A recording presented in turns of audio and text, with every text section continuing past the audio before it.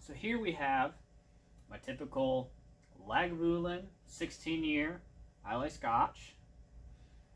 Here we have a Partagas Rothschild. And right here, we have our 3-speed transmission that was just removed from this 1982 F100. What's going in instead of this 3-speed will be a ZF 5-speed. This particular one was removed out of a F350 with a 351 Windsor.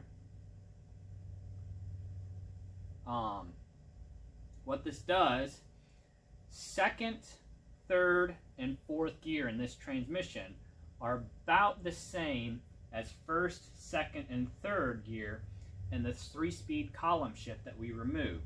Now, it's not going to be a bolt-in swap. There's a couple differences. I mean, obviously you can see the case size is different, so we're going to have a different transmission access plate for the cab to bump up and have clearance for this bigger, beefier transmission case. In addition, this is floor shift.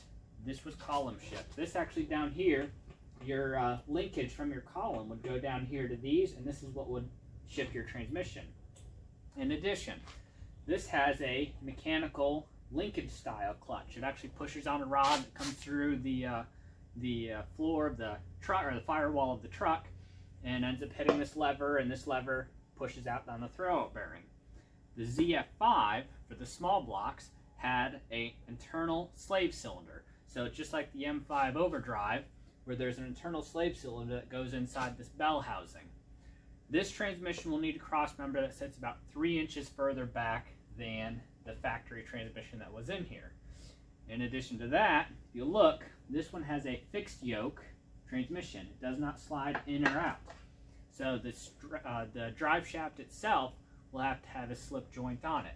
While this transmission is a slip yoke, and the drive shaft for this transmission is one solid piece, and then the yoke can slide in and out of the transmission.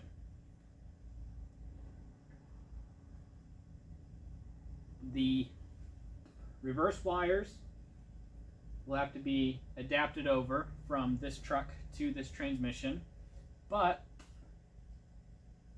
I'm hoping, and hope doesn't get you very far, that the speedometer cable should work fine with either of these two transmissions. I just need an adapter harness for the reverse lights.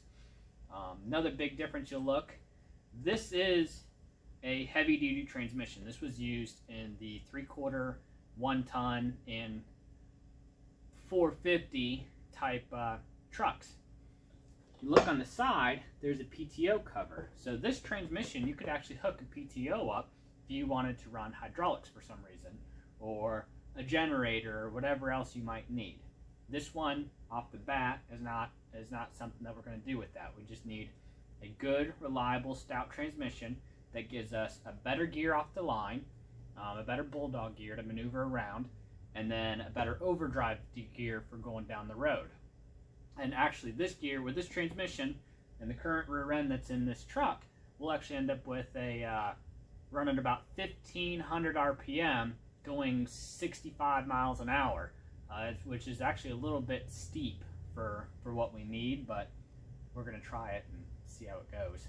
If it doesn't work, we'll always think it should have.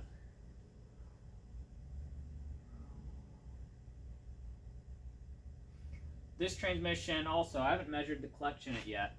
I believe what's in this truck should be a 10-inch clutch.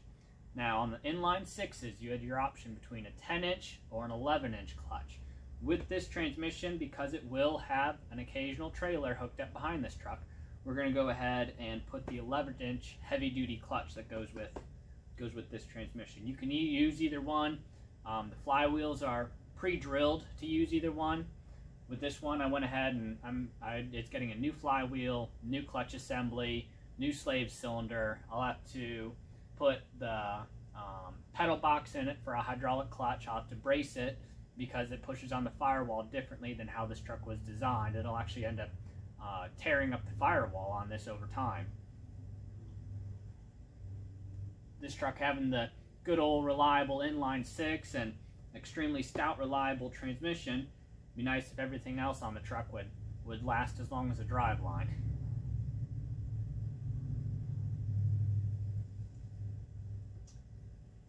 if you ever get a chance, I would highly recommend a Lagavulin 16 year. You open up the bottle, and the whole kitchen starts to smell like smells like a campfire. It's very, very peaty, very smoky, very, very smooth. It is just such a wonderful, easy drinking scotch. I cannot recommend it enough. Partagas. This one, I could take it or leave it. It doesn't have any outstanding qualities that I really, really like.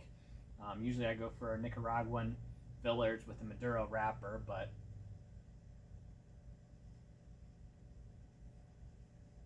mediocre cigar is still better than no cigar.